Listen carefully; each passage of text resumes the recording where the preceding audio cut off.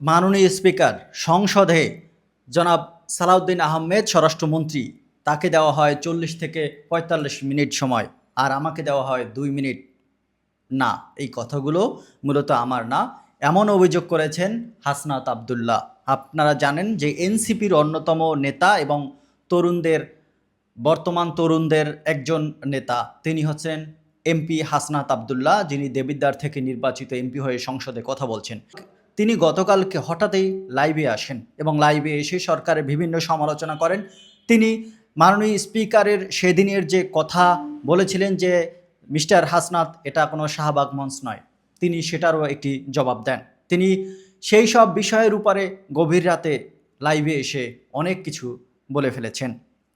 আমরা যদি একটু সেটি পড়ে শোনাই। বার্তা 24-এ লিখেছেন, গভীর রাতে ফেসবুক লাইভে এসে একাধিক বিষয়ে কথা বলেছেন জাতীয় নাগরিক পার্টির দক্ষিণাঞ্চলের মুখ্য সংগঠক হাসনাত আবদুল্লাহ।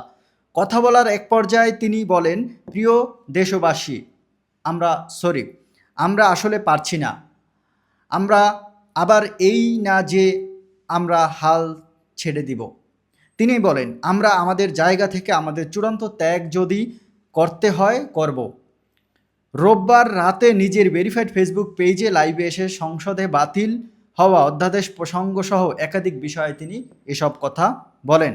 লাইভে হাসনাত আবদুল্লাহ পুলিশ সংস্কার কমিশনের যে অধ্যাদেশ, এটা সংসদে উত্থাপনই করা হয়নি, এটা নিয়ে কোনো কথা সংসদে সরকারি দল বলতে দেয়নি।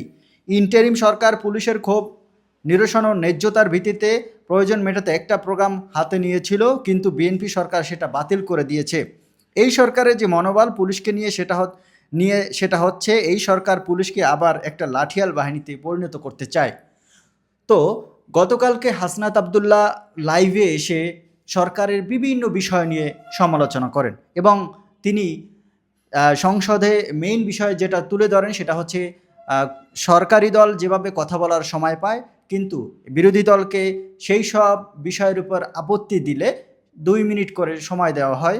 তিনি এসব বিষয় নিয়ে তিনি অভিযোগ করেন। মূলত সেদিন স্পিকার তিনি হাসনাত আবদুল্লাহকে বলেছিলেন, মিস্টার হাসনাত আবদুল্লাহ, এটা শাহবাগ স্কয়ার নয়, এটা সংসদ, পার্লামেন্ট।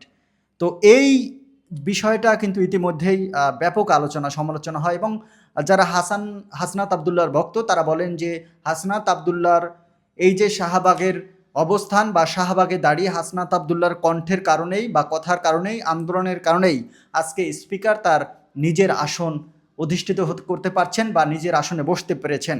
আবার অন্যদিকে যারা সমালোচক আছেন তারা বলেন যে হাসনাত আবদুল্লাহর এটাও বোঝা উচিত যে সংসদে দাঁড়িয়ে কোন কথা বলতে হয়, কি বলা উচিত নয়। এই সব বিষয় নিয়ে গতকালকেই লাইভে আসেন হাসনাত আবদুল্লাহ।